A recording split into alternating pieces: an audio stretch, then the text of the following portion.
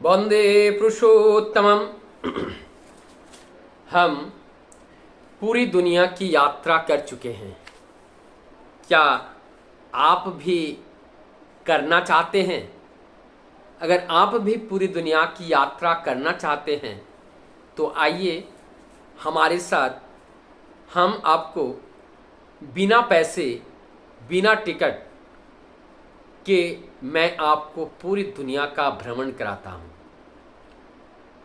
और इस पूरी दुनिया की यात्रा को समझने के लिए ओरिजिन ऑफ लाइफ को समझना पड़ेगा। ओरिजिन ऑफ लाइफ जब हम समझ जाएंगे तब हम देखते हैं कि इस दुनिया का जो लाइफ स्पैन है वो अरबों खरबों वर्ष पुरानी ये दुनिया है, ये अर्थ बनी है।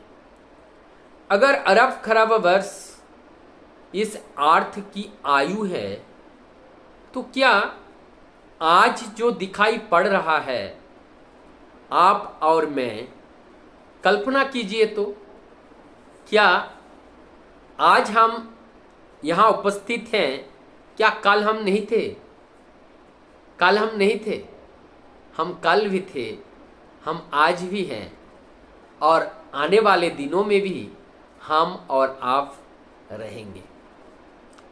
लेकिन अंतर इतना है, आज मैं आपको पहचानता हूं, कल ना तो मैं आपको पहचान पाऊंगा ना तो आप हमें पहचान पाएंगे कि मैं वही हूं कि आप वही हैं। अंतर इतना होता है। लेकिन मूल बात जो गीता में भगवान श्री कृष्ण ने जिस बात को बताए हैं वो यही बात है कि हे अर्जुन, आप में और हम में अंतर केवल इतना है कि बारंबार आप अर्जुन बनकर और मैं कृष्ण बनकर इस धरती पर अनंत बार अनंत रूप धारण करके आया हूं। वो सारी घटनाएं हमें याद हैं, लेकिन आपको केवल वर्तमान ही याद है और मुझे वर्तमान भूत भविष्य तीनों काल को मैं एक साथ देख पाता हूं। तो यही भगवान में और यही जीव जगत के प्राणी में ये अंतर होता है। तो आज जिस यात्रा की बात हम कर रहे हैं कि हम सऊदी अरब की बात करें, अमेरिका की बात करें, हम लंदन की बात करें, जरा सोचिए तो, सृष्टि विज्ञान को जरा समझिए।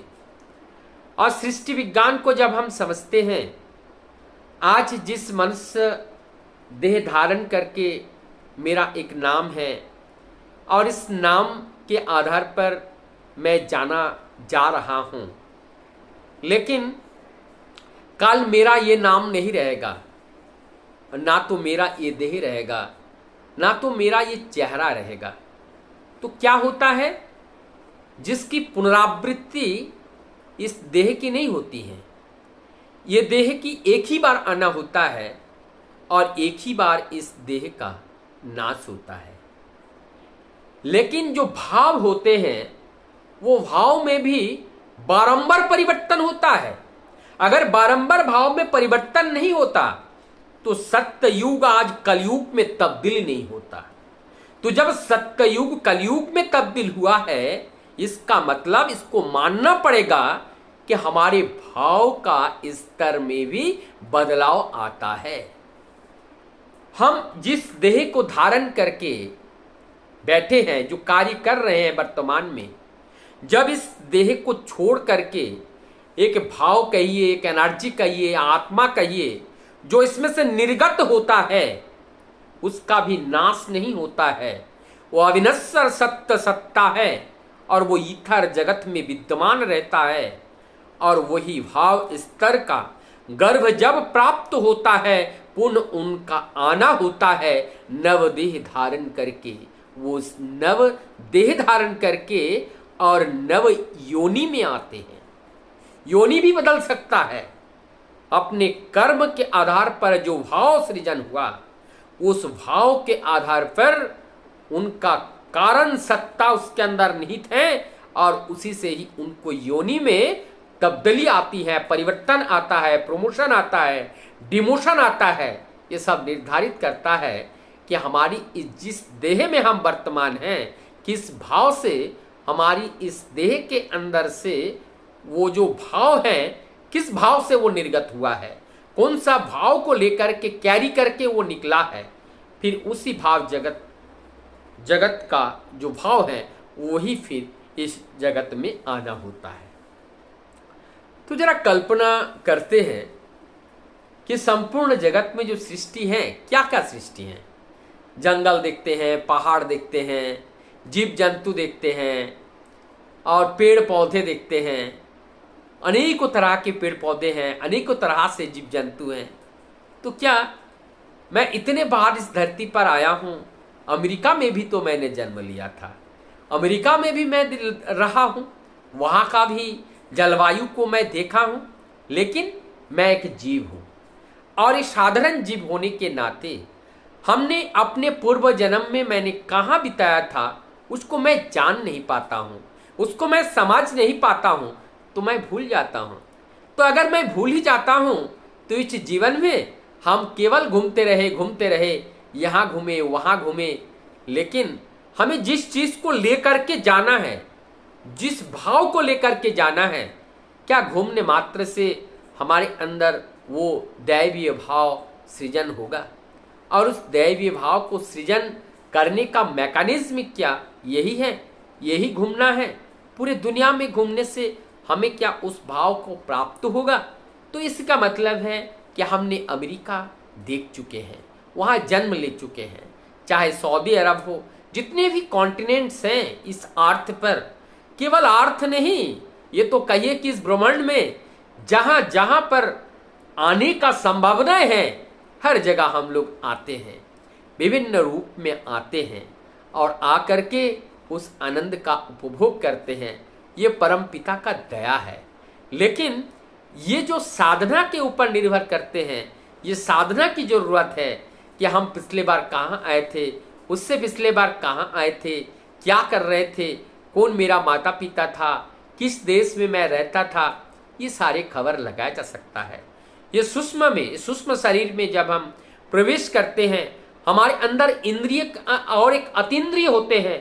जब इस सूक्ष्म चेतना के माध्यम से अतीन्द्रिय की जागृत होती है, तब हम पूर्व जन्म के बारे में हम जानने लगते हैं। तो उस पूर्व जन्म के बारे में जानने के लिए हमें इस इंद्रिय के माध्यम से अतीन्द्रिय तक की यात्रा करना होगा और उस अतीन्द्रिय तक की यात्रा के लिए हमें जीवन साधना करना होगा।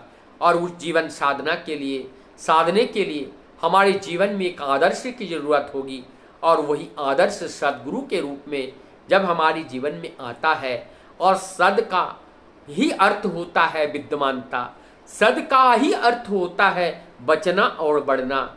ये जीवन बचने और बढ़ने का जो गति है, ये निरंतरता को बनाए आज से नहीं, अनंत काल से बना हुआ है और निरंतर ये गति अविरोध भाव से, अविरल भाव से ये चलता चला आ रहा है। तो हमारा ये जीवन अनंत जीवन है। कहीं पर हम पेड़ में, जंगल में पेड़ बनकर खड़े रहे, हजारों वर्ष तक वहाँ पे पेड़ बनते रहे। कहीं पर किसी तालाबों में हम वहाँ पे कीड़े बन करके उस तालाब की यात्रा की, फिर हमने वहाँ से कोई पेड़ बने और पक्षी बने। इस तरह से सृष्टि जगत में जितने भी चीज़ें हैं, सब चीज़ हम निरंतर बनते रहे, निरंतर बनते रहते हैं। हम आज मनुष्य रूप धारण करके इस पृथ्वी पर मालिक की दया से आए हैं। कल हम कहाँ थे, कैसे थे, किस योनि में आए थे, वो मुझे बिल्कुल पता नहीं है, लेकिन यही पता करना ही जीवन का साधना है। हमें वो ढूंढना है, हमें वो जानना है कि हम कहाँ क्या कर रहे थे। उसके जानने के लिए हमें जो कॉन्शियस एंड सबकॉन्शियस में हमें जाना पड़ेगा, उस अचेतन में जाना पड़ेगा। उस अचेतन में जाकर के वो अतीन्द्रिय को जागृत करना पड़ेगा, और अतीन्द्र जब जागृत हो जाएगा तब हमें वो सूक्ष्म अति सूक्ष्म जो चीज़ें हैं उनको हम जान पाएंगे। सब कुछ है हमारी इस मेमोरी के अंदर।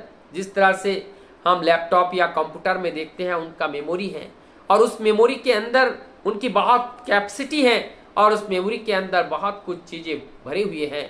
ठीक उसी प्रकार से हमारे इस मानव जीवन का जो बना हुआ जो बनावट है, इनके अंदर सेफ मेमोरी भी है और उस मेमोरी को हमें खोलना पड़ेगा। उस मेमोरी को खोलने के लिए जरूरत होते हैं प्यूरिटी की, निर्मलता की जरूरत होती है और निर्मलता के लिए हमें साधना की जरूरत होती है और साधने के लिए हमें परम सत्य के आचरण करने वाले एक आचार्य की जरूरत होती है। और ये सब जब हमारे जीवन में उपलब्ध होता है, निश्चित रूप से इस भवसागर रूपी जितने भी प्रताड़ना है, भवसागर रूपी जितने आकर्षण है, सारे आकर्षण के बंधन को तोड़ करके हम इस भवसागर रूपी नदी को पार करके हम किनारे पे अपने को लगा पाने में सक्षम हो पाते हैं। वंदे पुरुषोत्तमम्।